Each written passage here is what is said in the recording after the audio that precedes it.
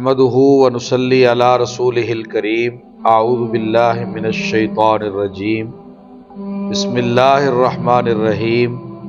या अय्युहल्लज़ीना आमनू कुतिबा अलैकुमुस्सियाम कमा कुतिबा अलल्लज़ीना मिन क़ब्लिकुम लअल्लकुम तत्तक़ून।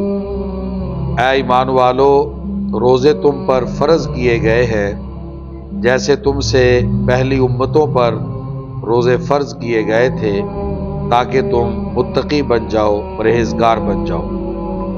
रोज़ा किस लिए रखा जाता है और रोज़ा रखने का मकसद क्या है? इस आयत मुबारका में अल्लाह रब्बुल इज़्ज़त ने जहाँ रोज़े की फ़र्ज़ियत का तज़किरा फरमाया है कि रोज़े तुम पे फ़र्ज़ किए गए, कुतिबा अलैकुमुस्सियाम, और यहाँ ये भी फरमा दिया कि तुम पे ही फ़र्ज़ नहीं किए गए बल्कि तुमसे पहली उम्मतों पर भी रोज़े फ़र्ज़ थे, लेकिन रमज़ानुल मुबारक के नहीं थे।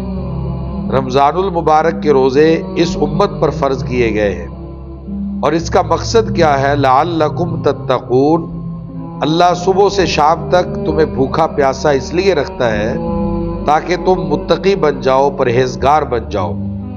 एक बंदा मोमिन अल्लाह के हुक्म पर सुबह सहरी से अफ्तारी तक खाना पीना जो कि हलाल है वो छोड़ देता है और अल्लाह के हुक्म पे छोड़ा जाता है, इसलिए कि मोमिन अल्लाह के हुक्म का पाबंद है। जब हलाल चीज़ें हम अल्लाह के हुक्म पे छोड़ देते हैं, फिर हराम चीज़ों को भी छोड़ देना चाहिए। और यही रोज़े का मकसद है कि रोज़े की हालत में अपने दामन को गुनाहों से बचाया जाए।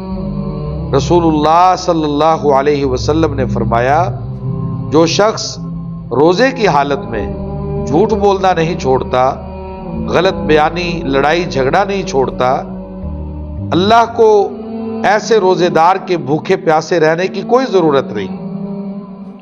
और एक हदीस पाक में आता है, कितने ही रोज़ेदार ऐसे हैं जिन्हें सिवाय भूख और प्यास के कुछ हासिल नहीं होता, यानी उनकी भूख और प्यास उनके ईमान में, तकवा में, परहेजगारी में, लिल्लाहियत में, ज़ुहदो वरा में कोई इजाफा नहीं करती और उनके लिए उनका रोज़ा किसी अजर और किसी सवाब का जरिया नहीं बनता, इसलिए कि वो रोज़ा तो रखते हैं लेकिन रोज़े के तकाजे पूरे नहीं करते।